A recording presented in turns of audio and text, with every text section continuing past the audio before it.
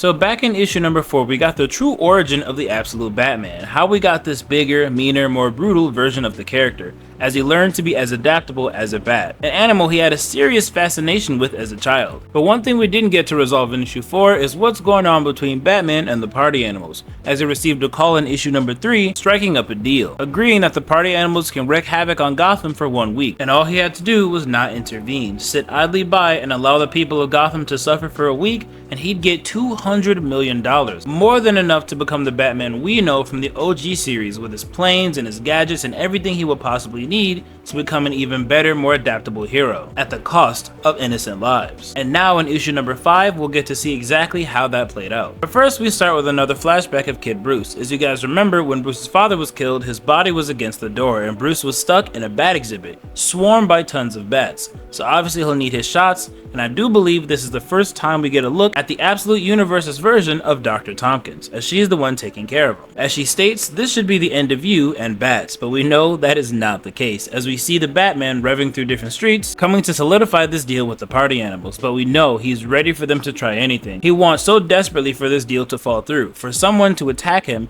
so that he can finally rip him to shreds. And as Bruce finally gets to the meeting spot, we get to a conversation between Gordon and Martha as they're talking about the past, and it looks like Gordon might actually lose this election. But as he's a bit sad about what happened to Bruce's father, that's really what he's focused on, as we get to a flashback where he's speaking to Kid Bruce, trying to console him and letting him know that the zoo where his father was killed will be torn down for something practical, as he tells him that his father was truly brave and is something he also sees in Bruce. But now we get back to the deal between the Batman and the party animals, and guys, things are about to get intense. See, the entire time Batman has been getting to this meeting spot, he's been tailed by Alfred, as he's honestly very jealous of Bruce because of this situation. The way he sees it, Batman has won. The party animals want so desperately for Bruce to do something stupid, and he sees that Bruce also doesn't want to do this. Everyone is super tense, as everyone wants someone to make a move so they can all start fighting. But if Bruce is able to keep himself calm, if he's able to sit here, collect his money, and allow the party animals to annihilate Gotham for just 1 week,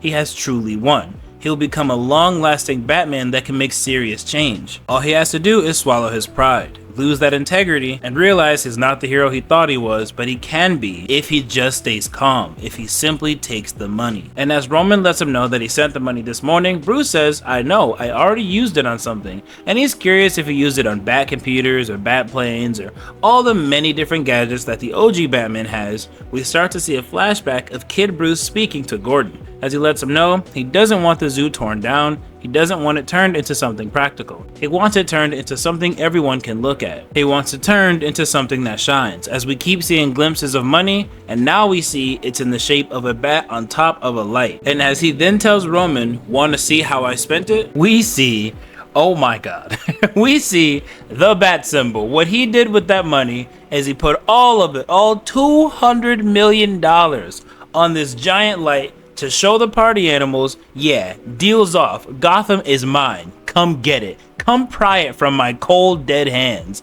He is not going to allow them to destroy Gotham. He doesn't care that he could be a better Batman. He doesn't need the money or the planes or the computers or the Batmobiles. He's got his mind and his will and his tech. Come take it from me. So now we get into this brutal fight between Batman and the party animals, as clearly the deal is off. And what makes this hit even harder is the light he used is the memorial light at the zoo, memorializing the brave actions of his father. And as Roman tells his people the deal's off and they all come charging at Batman, he lets Roman know, I don't need any of it. All I need is Batman, as he's swinging his weapons and getting to work. And man, do things get brutal. He is hacking and slashing, slicing and dicing these guys. They do not stand a chance. Hell, the guy whose hand he lopped off a few issues ago jumps right on top of him, thinking he can get the better of Batman. He learns real quick why that's something you should not do. He may have chosen the absolute worst way of attacking Batman, as covering his back, his shoulders, his arms, all that are fucking spikes that he impales this guy with. And he is so impaled that he can no longer move as Batman continues to dominate with this 300-pound man made of muscle just dangling off of his body, stuck to the spikes. And it is causing him so much pain, obviously, that he is begging for mercy as Batman finally releases him. As he tells Roman he knows exactly how the party animals work, as all this violence and murder and robbery and arson, it doesn't actually mean anything to him. All of this chaos is only for profit. He doesn't care how many people die. As he agrees, he really doesn't, and he tells his men to fire. And we see why that attitude is exactly how he gets the better of Batman, as he starts to kill his own men. And Batman, as brutal as he is, of course doesn't want all these people to die. So while he's trying to protect them, they all shoot nets at him, finally ensnaring the Batman. And now that they've got him, he tries to let him know he had it. He was so close to winning, the same thing Alfred said. All he had to do was reach out and take it. And as he literally reaches out, man, he gets his arm shattered into pieces. And then he lets him know that he had a plan up his sleeve. See, everything Roman said on this roof, all the things he confessed to, is at every news station. He burned the money, he's got the crimes out so everyone understands what the party animals are really about. He believes this is checkmate, something that the real Batman would have done, something that would have actually worked. But Roman lets him know, you actually think this is going to inspire them. You really think you're the hero. And he tells him he's not even the main character, as they take his little ears off that we know are knives and start to shank him a bunch, and then a child incinerates him with a flamethrower. But it doesn't stop there, as another party animal takes off that giant bat axe that he used to lop that dude's hand off and smashes him across the face with it as he goes tumbling off of this giant building. This has not turned out well for Batman. It has not been a good day, as we see the bat symbol fading and them standing victorious as Batman falls to his death. But it is only gonna get worse, as his suit creates a bit of a parachute and he's able to kinda break his fall, but he still falls so hard that the car practically splits in half.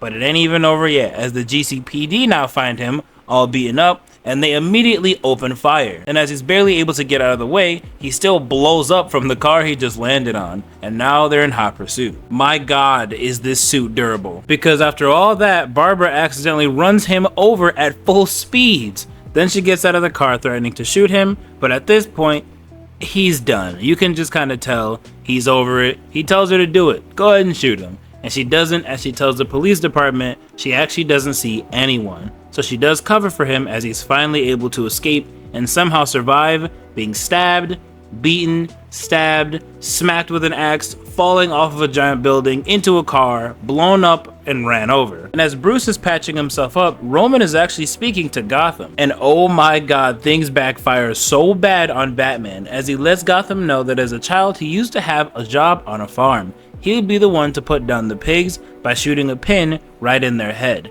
And he explains to Gotham that the pigs that tensed up, those that struggled, they died brutally and quickly. But the pigs that didn't tense, the pigs that simply accepted the fact that this was the end, the pin would go deep enough into the pleasure center of their brain, and their last moments would be nothing but pure ecstasy. And he compares this to Gotham. He wants to let them know that it's over. Progress is not happening, the rich are gonna keep getting richer, and the poor are always gonna stay poor. The dream is dead, but he has a way out. He has a way for Gotham to live in that split moment of ecstasy. So he has crates all over the city full of party animal masks and different weapons, and he says since Batman denied his invitation to be a part of the party animals to allow the city to be tormented for about a week, he is now giving that invitation to the people of Gotham. For hundreds of millions of dollars, he wants the people of Gotham to let loose, to finally live in the moment and do what they want to do for a profit, as we see random citizens picking up weapons becoming party animals. And he told